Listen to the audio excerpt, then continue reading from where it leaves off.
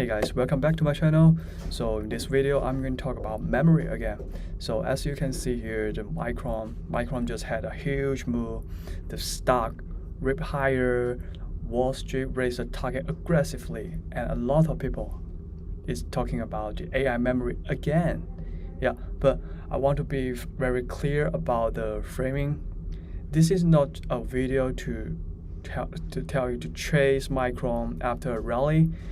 I think right now Micron is the signal and HBM is the story. The real question is why the market right now is finally willing to reprice the whole memory as the real AI infrastructure. And for me, this is not a new disease. I've been focused on HBM for months. You can check my previous video because I think it is one of the most important bottlenecks in the so-called AI token factory. Okay, so if you watch my earlier videos, you know I did not start to care about the memory because of the Micron went up. I firstly talk about the SK Hynix, right? That episode was about like a very single idea. It's like AI is not only a GPU story. The GPU itself, it needs HBM to keep the data moving.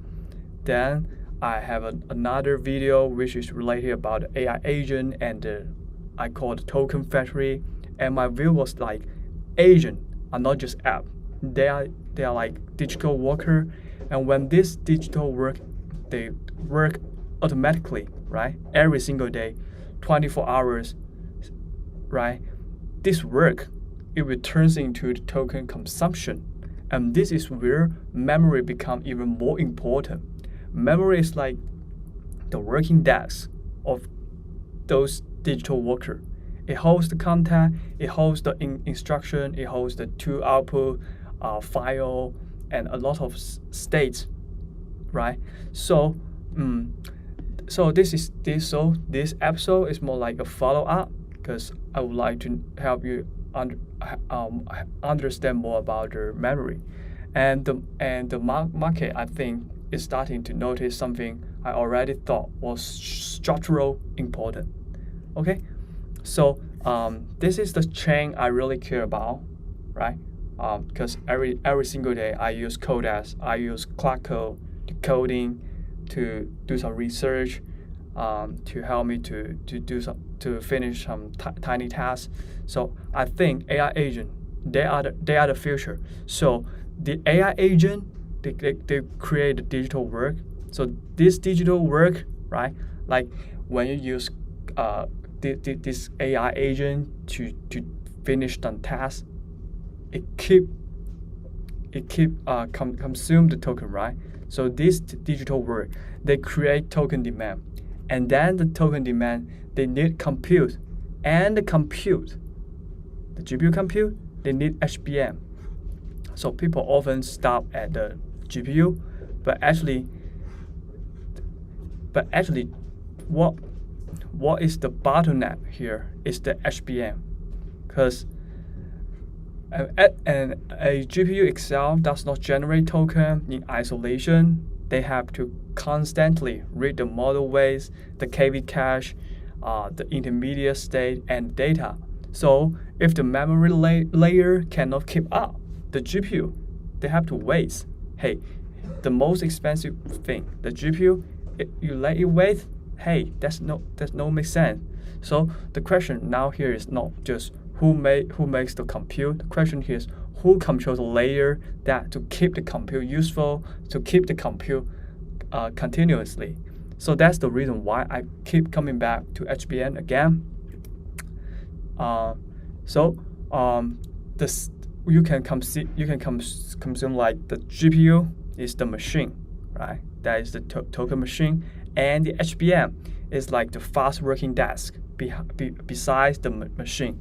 So if the desk is very small or if it's pretty slow, the worker keep running back to the filling cabinet, and the machine may be powerful, but it cannot like stay productively, right? So in the AI term, it's like HBM. It keeps the most important data close to oscillator that matters for token throughput, long context, concurrent inference, and model performance. And this is the reason why I think HBM is super important. It is one of the layers that decides whether the expensive AI compute, that GPU, can actually produce token efficiently.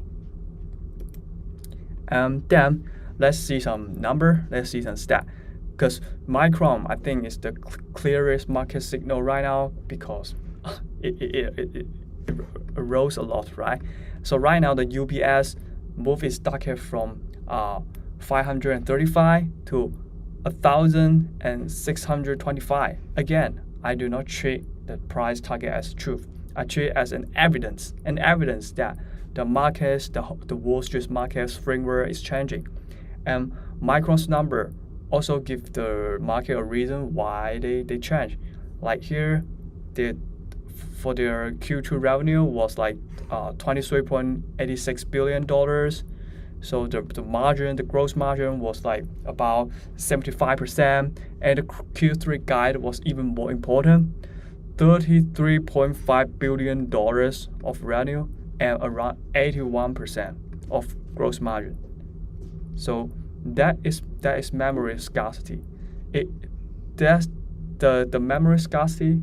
It really turns into like the financial verification.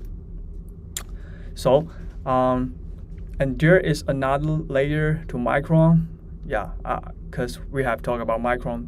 Let's keep continuing. Right now is like this is only the US-based memory manufacturer, and the Micron announced is Virginia Fab is producing like 1 alpha DRAM, which the company described as the most advanced memory ever made in America.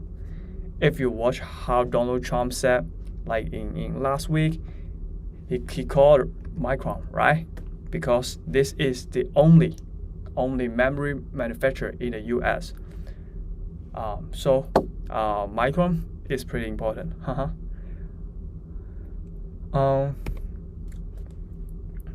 And after that, we also have to talk about SK Hynix, because I think SK Hynix is like the number one of this sector.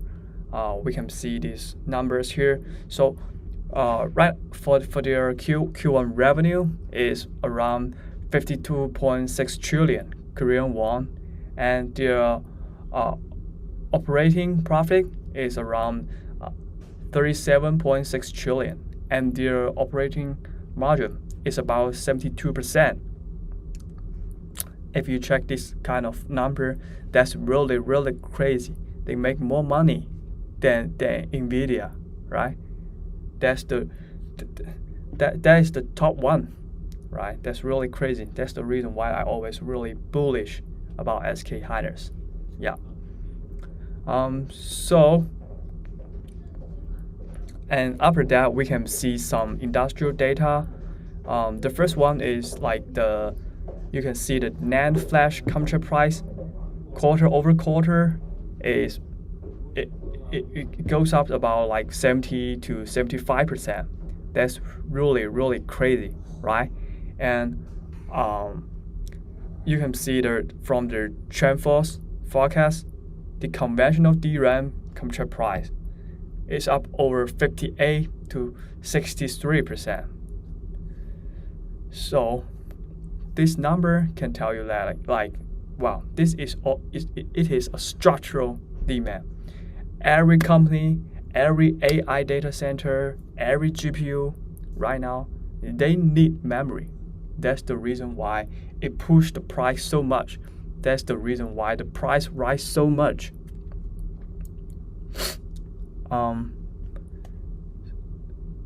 And also we have to watch, and also there's a shortage until like 2028 or 2029. So it's a long-term gain. And after that, I would like to talk about another part is like why HBM is hard to manufacture.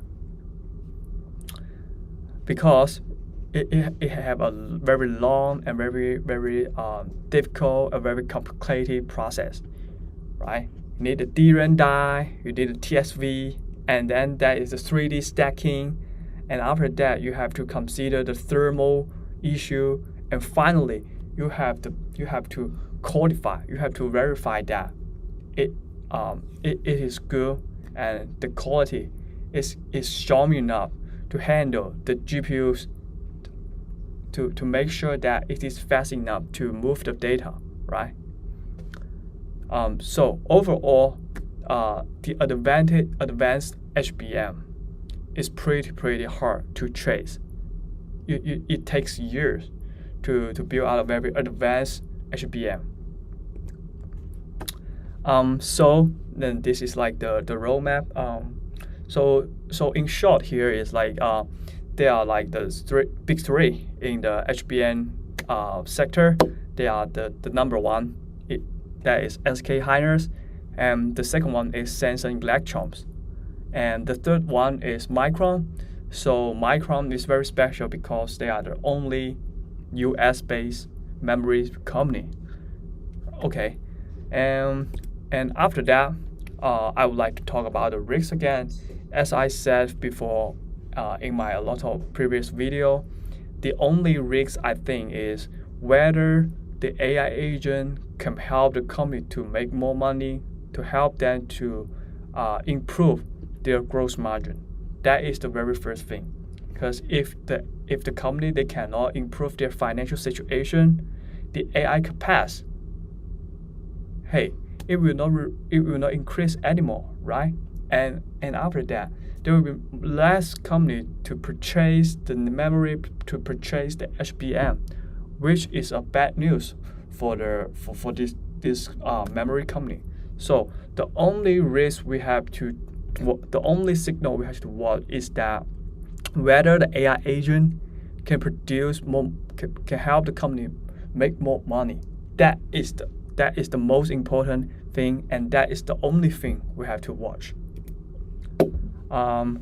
So that's today's video, and I reviewed the HBM again, and I hope it helped you to understand HBM. So that's it. That's today's video. If you like my video, please subscribe and like. See you.